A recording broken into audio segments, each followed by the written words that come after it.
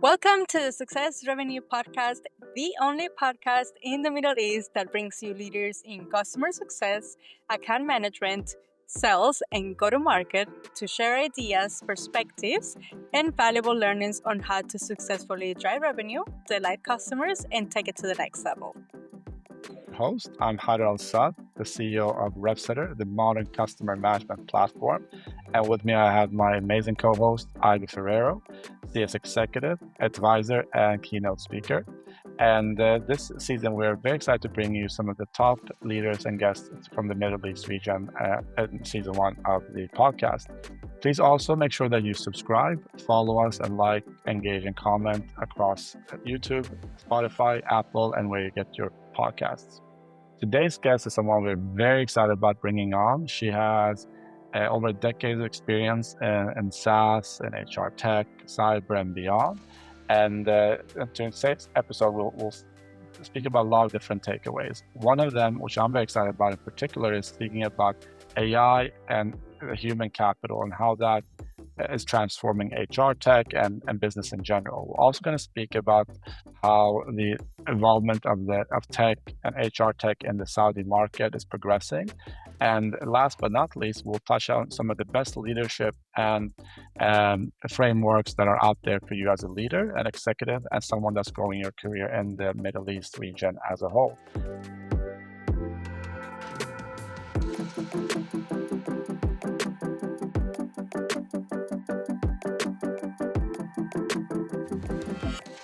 Ivy, very excited for today's conversation. Someone I've met not too long ago when I was in Saudi for an event recently where I was speaking. She's really knowledgeable. We were on a panel together, and yeah, very excited to bring her on and have a conversation about AI and customer success and experience and tech and many, many more topics. Yeah, I'm so excited. It's going to be a great conversation. I've looked at her LinkedIn already. She looks like she has an incredible experience. And yeah, I mean, I love to take her take on what they're doing at her current company with AI and how they're leveraging that. Um, but but yeah, talking about AI, I know there's something that we still haven't touched upon, but obviously everybody's talking about. There's some sort of controversy of both what is going to happen with AI, like all the good that is going to bring to us, how is it going to help us become more productive and automate some of the workflows that we have. But then there's this other spectrum of the side of AI, which a lot of people are worried about, which is like, is it going to take our jobs? Which jobs is it going to take? And yeah, I just kind of wanted to ask you, and I'd love to ask Shalini later on, what is her take on this? And yeah, what's your take? Yeah, no, that's a great point, Ivy, and I think we should definitely ask about that during the conversation. But it's actually interesting. I had a conversation about this not too long ago, and was asked that question specifically. People will be losing their jobs. Is AI kind of taking over, and where are we with kind of this pull and push of the great stuff with AI and the potential negative things of AI and the, I'm very bullish on AI. I believe that it is the future, and also the good will outweigh the bad. As we're losing some jobs and some types of jobs, we're gaining many other ones and more high quality jobs, and a lot of people focus more on value. So, from a job perspective, I think it evens out and pushes everything forward a bit. But the example that I was using as I was talking about this was this: imagine if you're an executive manager, right? An AE manager, and you have two AEs that you're managing, right? Two salespeople under you in today's world. That structure of a manager and two AE reps, they might be able to handle a couple of 100 leads, a few, tens of leads if it's enterprise together. And the manager has to manage the people, teach, and also drive process and do many other things. I think where it will go, and especially with agentic AI, right? So AI agents, is that manager, instead of managing two people, he might instead manage 50 AI agents that are really good at specific things. An agent that's great at prospecting, an agent that's really great at writing good email sequences, an agent that's really good at researching the prospect, an agent that's really good at preparing calls, an agent that's really good at doing X, Y, and Z. That's part of the sales process. And now that AE can manage 50 agents that are running thousands of processes on the top of the funnel, and he or she is executing on the value piece. And those other two people, I don't think necessarily that they will lose their jobs, right? Instead, if they develop, they'll become also a person that manages these processes through the AI agents, or maybe one of them is managing all the agents that are doing prospecting, and one is managing all the agents that are doing sequencing and quality assuring that entire process and scaling it, right? So I think the way that work will transform will be in that manner versus we just cut a bunch of jobs. I think we're going to hire less and scale less in terms of the same role and just growing by headcount. And we're seeing that at enterprises and startups alike that is happening, that we're not scaling as much. I think we're going to reallocate our resources and amplify them with AI agents. So that's the example I gave to that specific question when I got it not too long ago. Wow, I love that. I love that. Yeah. I might take that example. It actually completely makes sense. Yeah. Yeah. It's an interesting one, I think. And and I'm not sure how you feel, what you see out there, Ivy, but I think some folks in some roles where they feel that maybe AI can do a good portion of my work are worried, right? That's where that fear is. But I think I reframing their mindset to, well, if you gain these skill sets, now you can kind of transform what you're doing to something even more valuable than what you're doing today. But what are you seeing out there? Are you kind of hearing from, people out there? Uh, do you have that fear of the AI replacing them, or is it excitement about what it can do for them? Yeah. No, honestly, Hader, I think I've heard both sides, but really what I feel intuitively that makes sense is that this is an opportunity for us to be able to elevate our own skills and to actually spend time doing the work that is going to make us even um, more successful in our roles. And if that role is changing, then that means AI will open up new roles in which you can excel. So I'm subscribing to the same perspective as you have of like being optimistic. And actually, recently, a couple of months ago, I listened to a podcast of the Diary of the CEO, and I believe he was interviewing Daniel Priestley, and he was basically just talking about how this has been happening for generations. We see the agricultural age. We see when the technology came out first, when the computer came out first, and everything. And there has been an evolution of skill sets that have been needed to do certain jobs. And what I found very exciting is this opportunity to actually be able to elevate where we're at in our own skills and in our own perception of our zone of genius in a way. And basically, what he was explaining is that we're moving from a skilled labor, which is like if you think about going to university, they teach you all of these like subjects, right? And they just teach you to acquire skills and whatnot. But really, truly, what we're moving from is from skilled labor into actually intellectual property and media, which is you become basically you activate your zone of genius more because now you have all of these like AI agents that are helping you elevate where you're at. So yeah, I think it's a great opportunity for us to see it.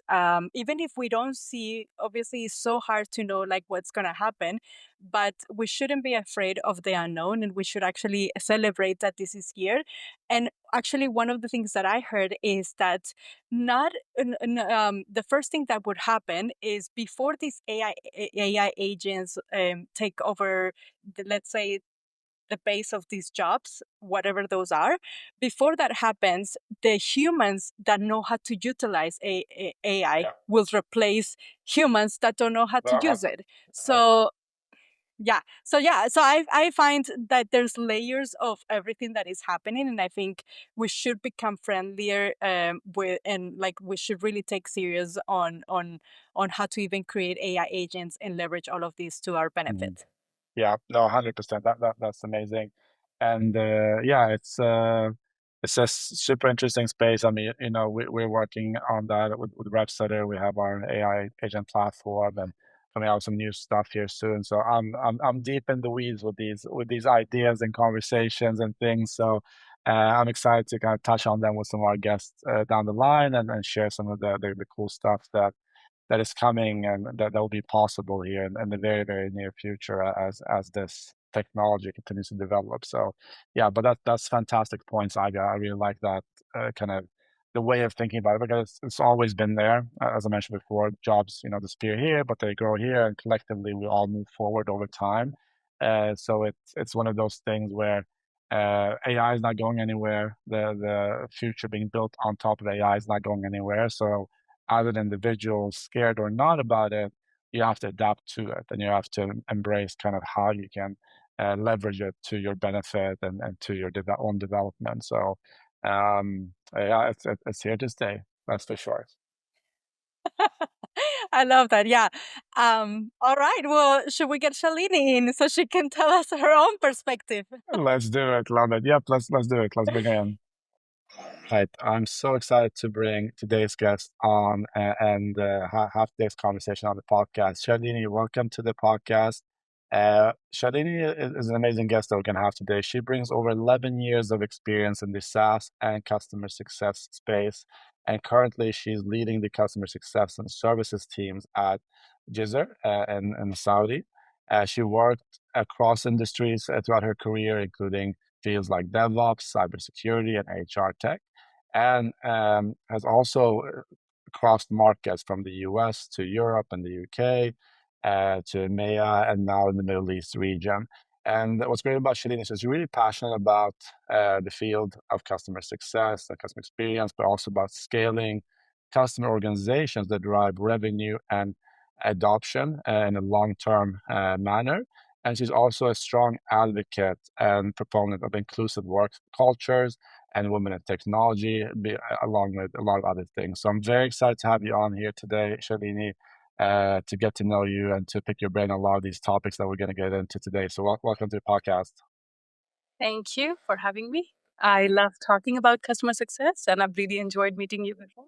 So thank you. Absolutely, yeah. She and I met. We met at an event not too long ago that Jisr, and we'll talk about your company hosted, which is really great, and yeah, a fantastic person to have on. So yeah, we're very excited for today's conversation. And Shanine, why don't we start off really easily? Like when we met in person, you talking about your background and your history, which is really really exciting and kind of the things that you've done. So why don't you maybe start us off there a little bit?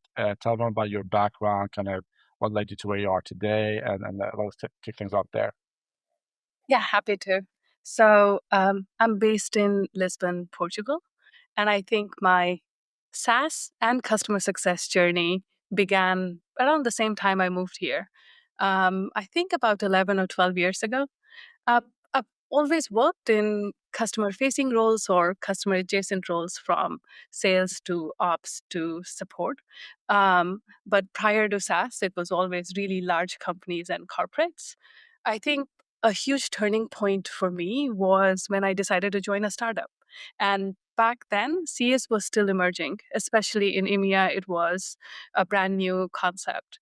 And I started off by building out a customer success wing in EMEA for a startup in San Francisco. And then I went on to build a CS organization from scratch for another American European startup. And I think at that point, I realized that you could really love your job. And I knew that this is what I wanted to do long term. I really feel like I was in autopilot mode all of my career up until that point. And yeah, I'm really passionate about technology, about how technology can help improve our work lives. So I try to find products and spaces that are contributing to that improvement. That's amazing. That's amazing. Yeah, and it's so cool to see kind of that journey from startup to where you are today, and you worked in corporates and in different places, and yeah, finding that passion, I find it's really really great. And why don't you tell us? So currently you're at Jizzer HR, and you have a really exciting role there. It's a very cool company that I think is doing some really amazing things right now. Tell us about your current role, your current company, kind of the journey getting there specifically. So Jisr is the leading HR and payroll platform in Saudi Arabia and one of the only companies that is from Saudi Arabia. Um, at Jisr, I oversee the entire post sales motion, which is implementation, customer success, support, professional services, and enablement teams. Um, I think the role has been a really exciting shift for me because I was predominantly focused on the UK, US, and EMEA markets. And I feel like in MENA, SaaS is still early stage. And given how early stage it is, the growth curve is just wild. And I feel like it gives me the opportunity to shape customer success as a growth engine from day one. And I feel like getting that opportunity at this stage is incredibly powerful. Wow, Shalini, I loved everything that you just mentioned. And I agree with you that your life changes once you start or you join a startup. It's like you have to wear so many multiple hats. And I wanted to ask you, with all the experience that you brought into this region, what would you say are some of your thoughts on the HR tech space in the Middle East region?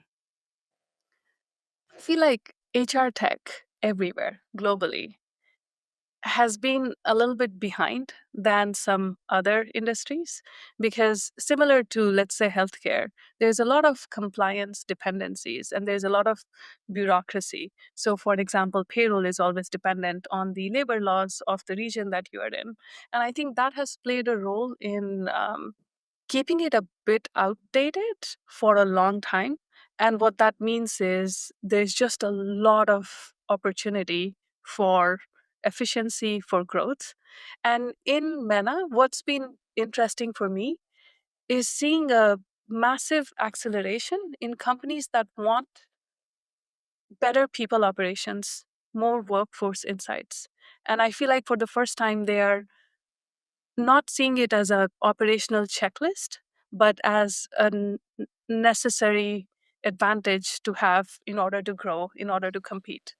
And I feel like global SaaS products haven't fully cracked this local context, especially because products here are highly localized.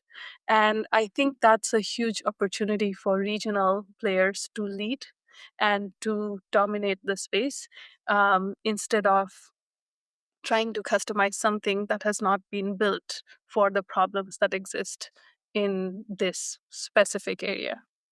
hmm And Shalini, with you mentioning that the HR tech space has been a little behind, with all the evolution that we're seeing in the digital transformation, where do you believe it's going? So,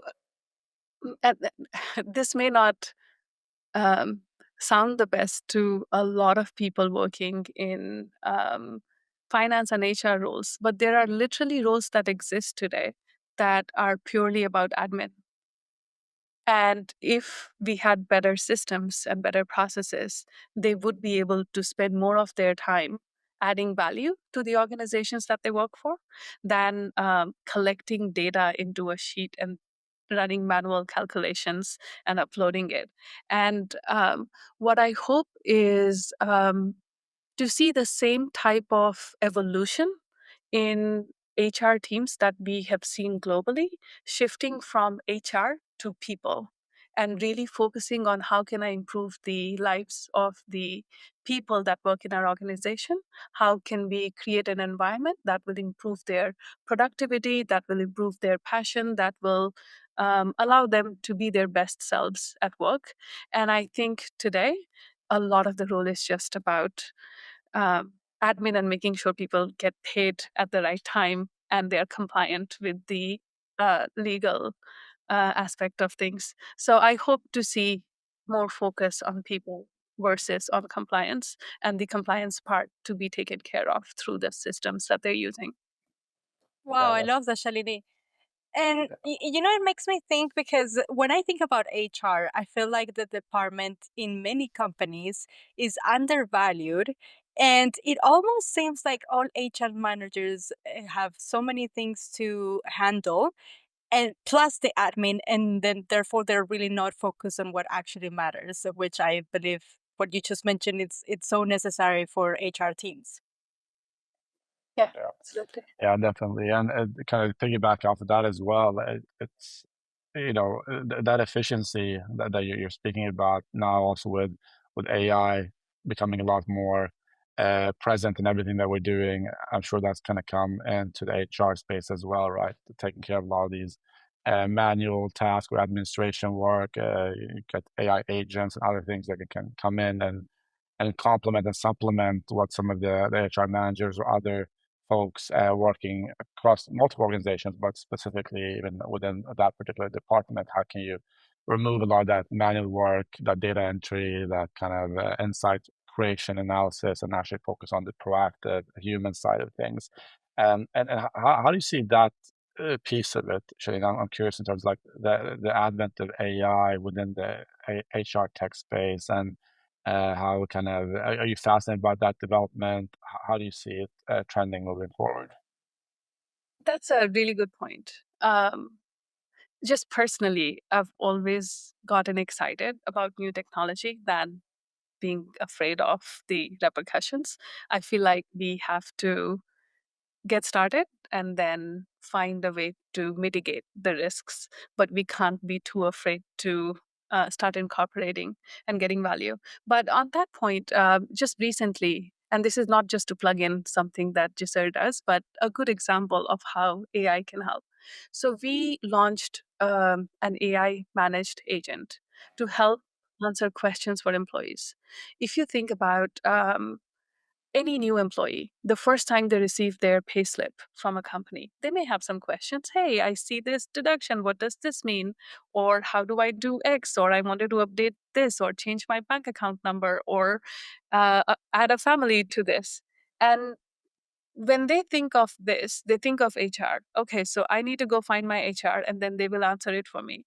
And there should be a better way. So this AI agent can answer all of those questions and also make a lot of the changes so that they go to HR for real conversations, growth conversations, policy conversations, management conversations.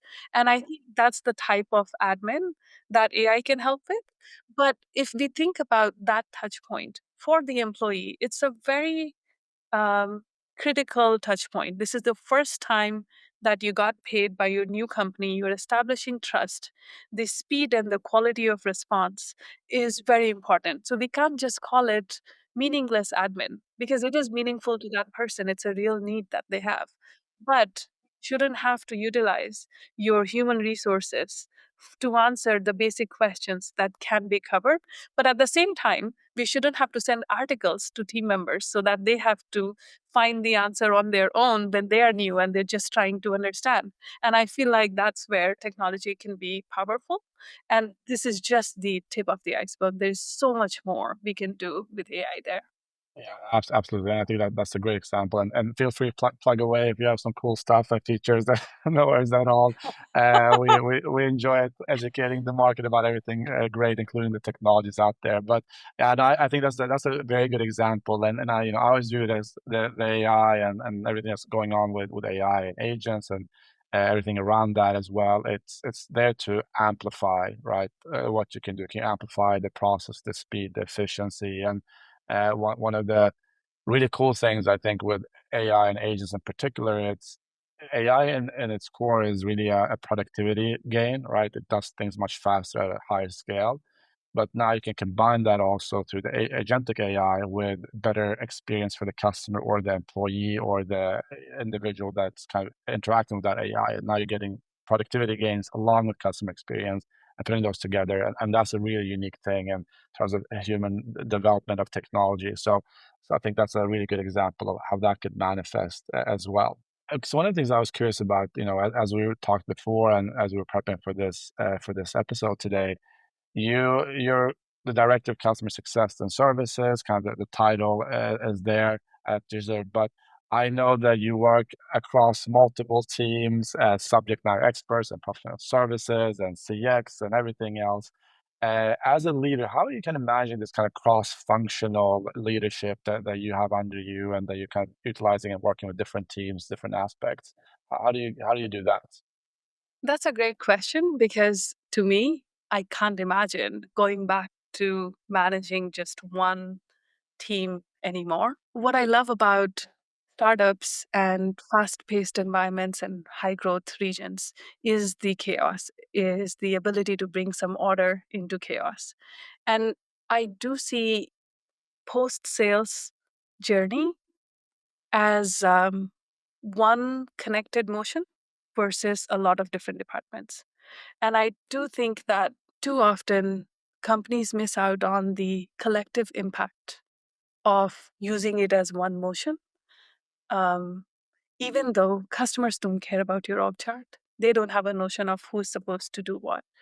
And I like to design post sales in a way that it works as a single organism with one shared goal, a lot of fluidity in collaboration, and a lot of clarity in ownership. So, obviously, one person can't do everything, and you want to have clear ownership. But I do like to ensure that all of us are working in the same at the same pace collaboratively to achieve the same goal, and that no one team has to justify their ROI or be out of the motion. And I'll give you an example. The one of the largest teams that most companies have tends to be customer support. And customer support has the highest amount of engagement with customers on a daily basis. Yet you will hear in the same companies how product team is struggling to get customers for a research project, how we don't have as much engagement in other areas, but we are not leveraging this existing engagement to drive deeper adoption, to get more data points, to help contribute towards revenue growth. And I feel like that's a product of working in silos and not seeing the entire journey as one unit. So for me, cross functional now seems like the only way.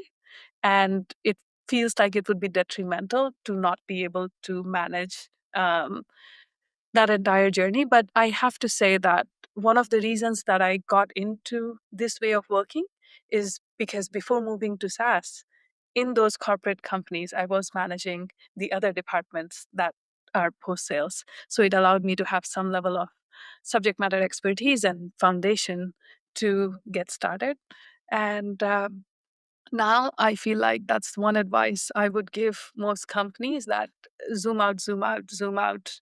Just look at the whole thing and don't try to assign one target to this one team and then expect them to be able to hit it if the rest of the teams don't even know what they're trying to do. And yeah, I find it very powerful and helpful.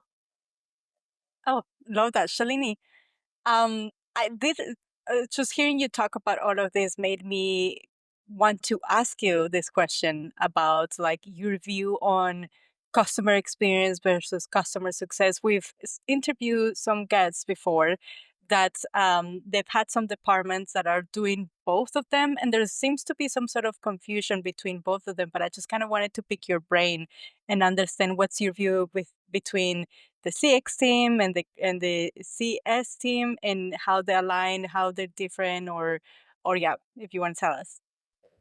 So I think there are different meanings to customer experience. Some companies call customer support CX. Generally speaking, though, I think customer experience is the entire journey, like a sum of all the touch points that the customer is having with your company after buying your product. And I think it's more horizontal. Whereas with customer success, I think it's one part of that journey that's more focused on intentional um, growth driver. And I feel like that's a bit more vertical in the sense that they focus on deeper engagement, upsell, adoption, but it is still a limited part of that experience. And I think again ties into what I was saying before with the collective impact of the entire journey. I do think it's important to make sure that there is someone who owns and is intentional about the entire customer experience, and that tends to be the customer success team. But that does not mean that they can achieve that on their own. The stakeholder management between them and the rest of the teams is is what drives some level of standardization in the experience that customers end up receiving. I love that, Shalini. I don't think I've ever heard anybody say it better than you. I love the way you just explained it.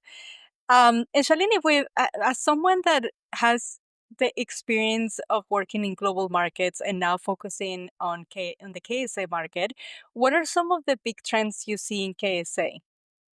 That is wonderful because I feel like every few months I see something new and I'm still learning and adapting.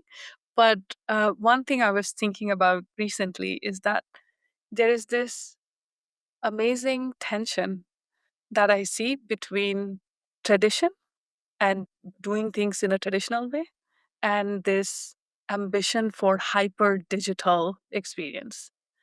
And not just in SaaS in general, as I go out to restaurants or take a walk around, you will notice this contrast of very traditional and at the same time, this new technology that is already being adopted by everyone. And I think that comes from a lot of deep respect for relationships, for hierarchy, for how things work, while also eagerness to modernize and to level up and to learn. I think there's a lot of openness to learn, and they're looking for best practices and enablement without giving up on who they are and just trying to copy paste. And I think that's a really beautiful type of tension to have. And I think that it's important for SaaS companies and for CS organizations to accept that, to learn from it, and to realize that you're not going to be just a vendor. You have to really invest in partnerships because there's a lot of value put on the relationship aspect of doing business, of people, of high touch engagements, and yeah, I would say that's the big pattern that I find fascinating. Yeah, that's awesome, and it's very interesting. You know, as someone that's new to region, 7 months or so in now, but kind of been to Riyadh and Saudi almost every month since I got here because of kind of the excitement around business and you know growth there and the opportunities and all that good stuff that you have. It kind of each time I go, you can feel that atmosphere that you're talking about, and kind of that good tension in the air of competition growing, people wanting to learn, people wanting to advance and develop, and it's a really cool thing to see as someone, and like both of you as well, have seen that in other regions over the years. If you go back 10, 12 years in EMEA or what have you in the US, you can kind of see that rise in some of these industries and verticals and topics like customer success. And now you're seeing the same thing here, which is really exciting. Um, and kind of, if you want to continue on that as well a bit, Shalini, I'm kind of curious, 'cause you have a lot of experience as a leader across different markets and kind of different types of roles. There are a lot of, as this excitement is kind of growing in the Middle East region in general and in KSA maybe in particular, there are a lot of new leaders, right? There are a lot of leaders that are growing their careers, are learning and developing kind of in their role for the first time, or maybe the second time they're in some type of leadership or managerial role. What are some of the kind of advice that you would give people that are growing in that leadership role in the region right now? They're listening to this. How should they think about their own development, career, their impact that they can have? For me, the biggest thing is, especially for people who have already done this somewhere else, very important to drop the ego. You really have to go in to listen and learn. I think if you've come up with a winning playbook or this strategy, just assuming that, okay, I've done this, so I'm going to copy it and paste it here, and it will produce the same results, is really naive. And I think two main reasons. One, um, listening and having the adaptability to understand the market maturity, the customer needs, and the people. And second, because strategy is just one half of the equation. And I do think that execution matters even more. And no matter how good of a leader you are, you can't execute alone. And if people don't buy into your plan and they don't understand your vision and don't think that it is built for them and not just something someone brought along, they're not going to execute in the way that you need them to. So I feel like the biggest thing would be really coming in with an open mind.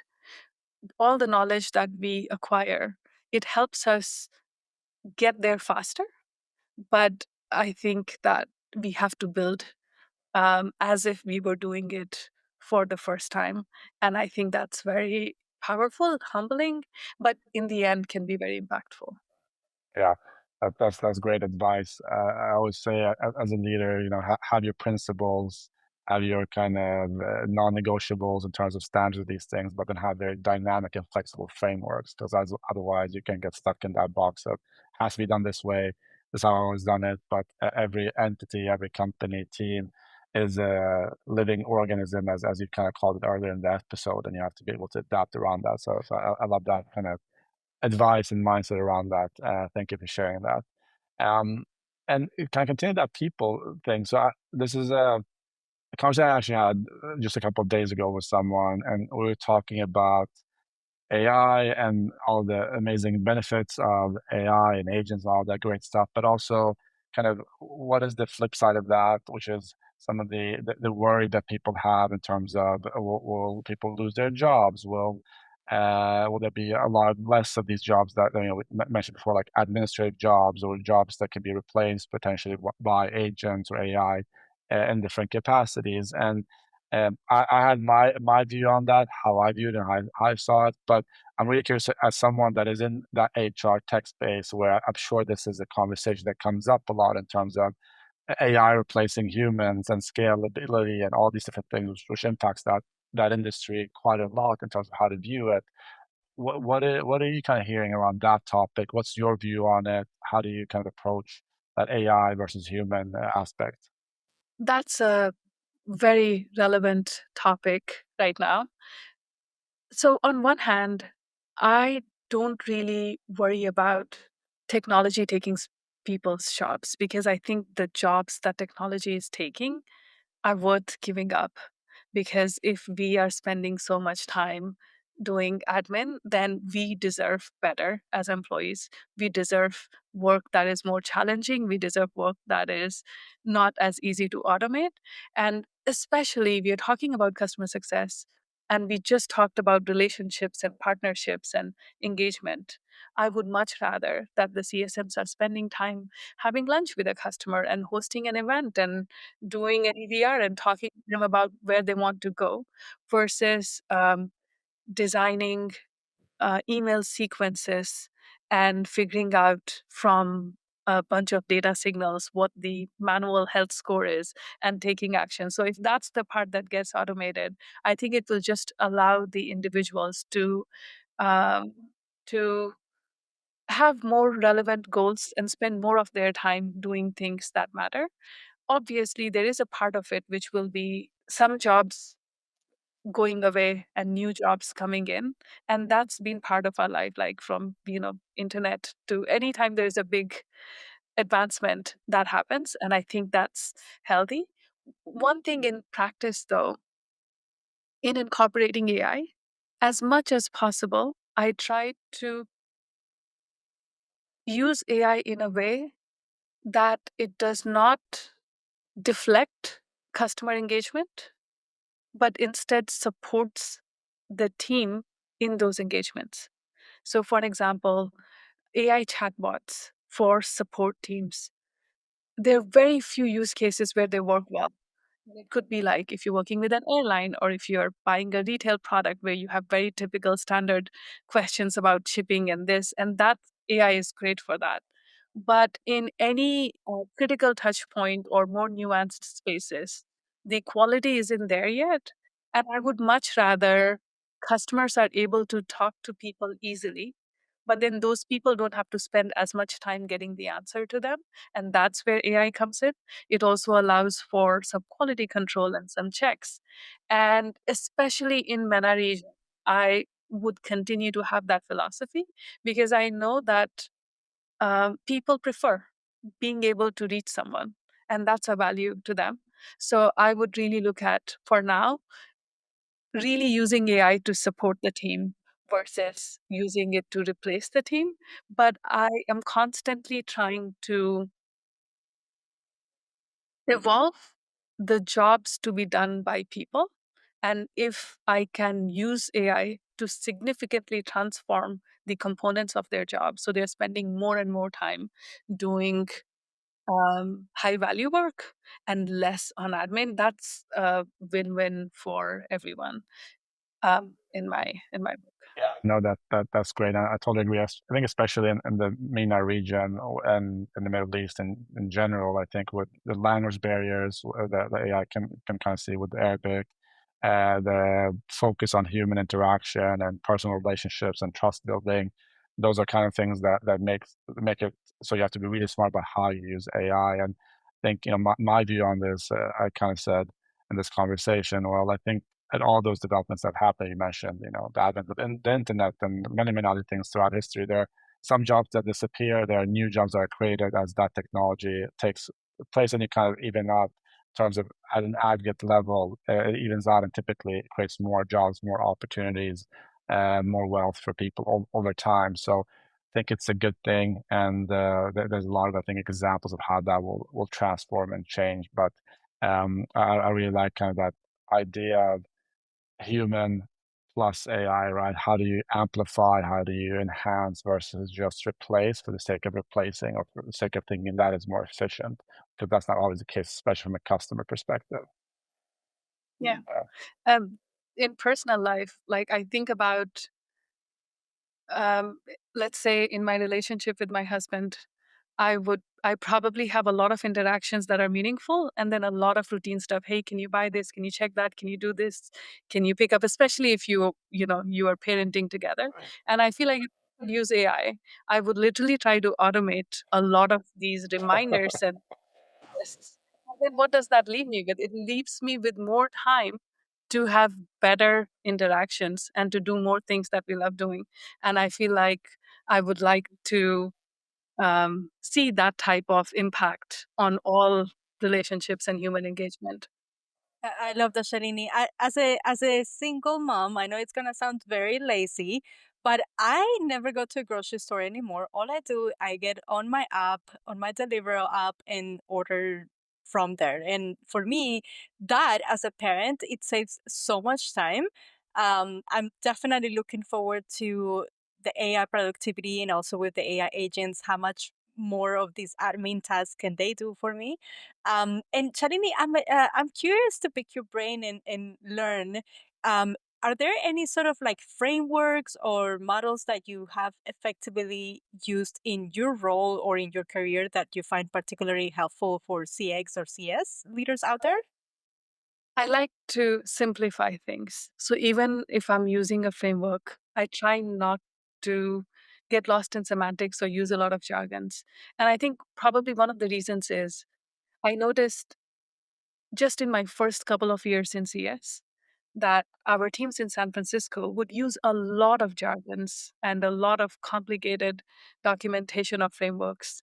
And as I was building out the team in EMEA, they felt there was this barrier of entry that was created because they felt that they just didn't know anything and didn't know where to start. So the first thing I did was dismantle all of the jargon and just simplify because what it means is not that complicated.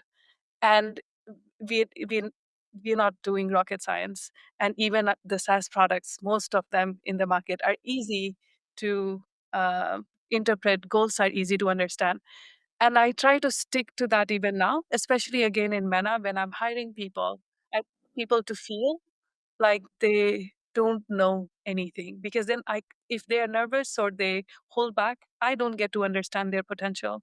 So I try to have conversations without jargons. So if we are talking about proactive engagement, I would literally talk to them about, okay, so how do you get in touch with your customers? What type of conversations do you have? But one thing that in practice has really helped is, in all of the prioritization and initiatives that we take on, we try to focus on value, effort, and risk. In value, we have this one shared goal. And the first question that people have to answer before taking on anything is, will this move the needle on that number or on that goal? Yes or no?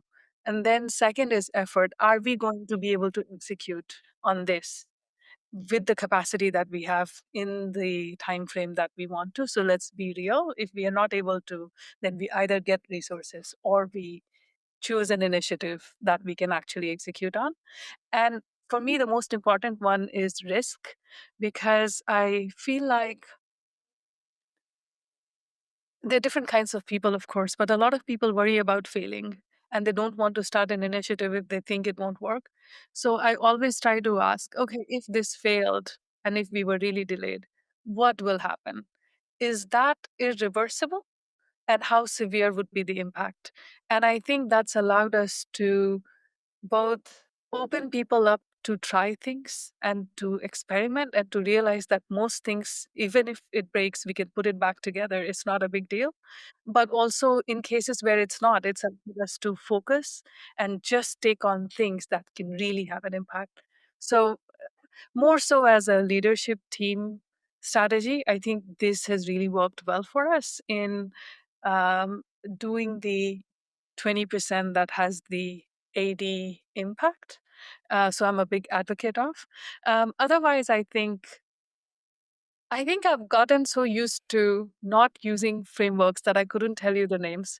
We literally go with, here's a problem we want to solve, here's what we want to achieve, here are the different ways to do it, and then we pick the ones that meet our value, effort, and risk profile. I love that. Yeah, and you literally just outlined a framework to do so. Where are we? Where we want to go? The options and the value stuff. So yeah, in doing you're creating the framework itself. So I love that, Shalini. Awesome. So that's great. It's so interesting to go through all these different topics that we can delve into for hours probably. But as we're getting towards the end of our session, Shalini, what we like to do with our guests here at the end is we do like a little lightning round with some quick questions and answers to kind of wrap things up here. So I just want to see if you're ready to roll on the lightning round here. I'd love to. Amazing, awesome, and all right. So let's kick it off, and I'll start us off with a couple of easy ones here. So first question for you, Shalini, what's your favorite content to consume right now? A favorite podcast, book, or something else? There's one book that I'm constantly reading, because once I'm done, I start rereading, which is Thinking Fast and Slow. Uh, it's a really cool book, very data driven, but it talks about your brain operating in system one and system two. System one is your autopilot, and system two is what you engage when something very challenging happens. But I love the fact that you can really learn to train your autopilot to be better, similar to AI, if you're more aware of how it operates. And I really find it so helpful in all aspects of my life. Every time I read it, I get something new. So I'd highly recommend. Yeah, that's Wow. a great I'm gonna check it recommendation. out. Yep, definitely great recommendation.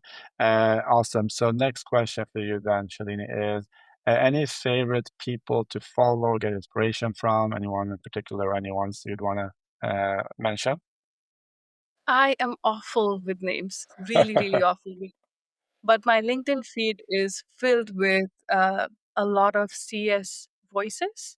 I love following people very who have authentic content and authentic perspectives.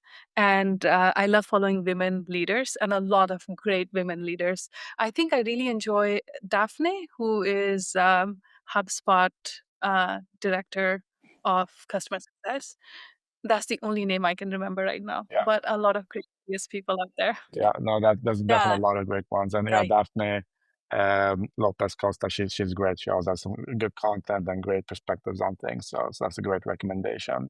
All right, perfect. And then last question from me before I turn over to Ivy is, what's kind of do you have any favorite new idea or concept or something like that that you've heard as of late that you want to mention that someone brought up? Oh, this is a cool idea. This is a cool concept.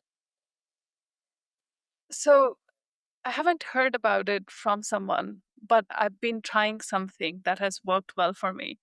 It will sound a bit counterintuitive or maybe controversial even, but caring a little bit less about work and detaching. And I really feel that it has made me so much better at my job because I am not as emotionally influenced, and I just the right level of detachment to be very rational about decision making and not have as much biases. And second is being offline more, um, going for walks in the nature, walking on the beach, socializing, doing things that feels more real and less digital.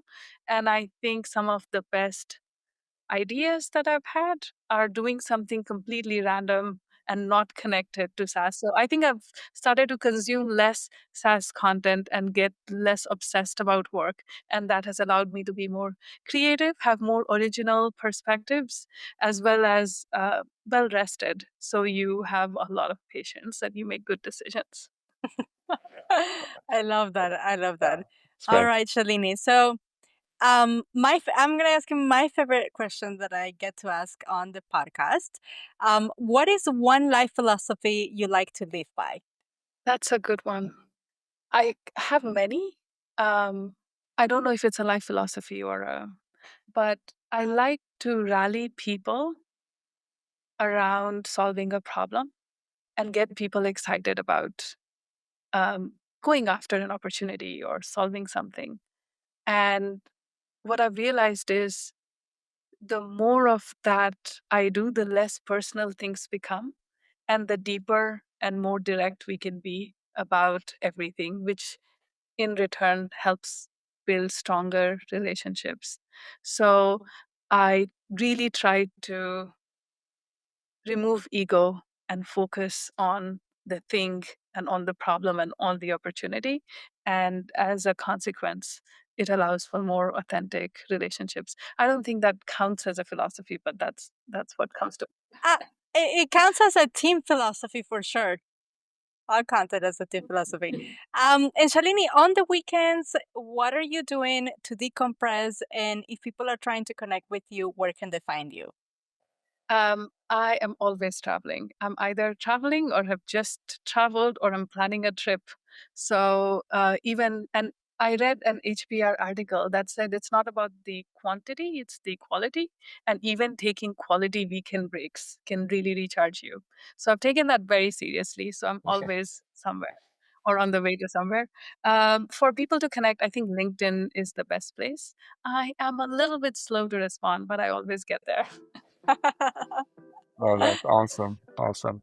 Well, it's been a delight to have you on, Shalini. Thank you so much for spending some time with us in between all your busy traveling and going back and forth between Portugal and Saudi. So we really appreciate your time and all the fantastic perspectives. We hope to have you on back soon. And I'll certainly see you again when I'm in Riyadh next time.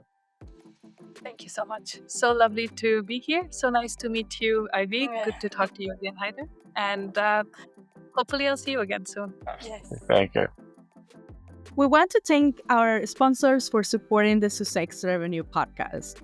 RevSetter is the #1 customer success and management platform in the Middle East region, offering global capabilities mixed with regional solutions that helps your CS, account management, and go-to-market teams 10x efficiency, improve customer experience, and turbocharge customer retention rates.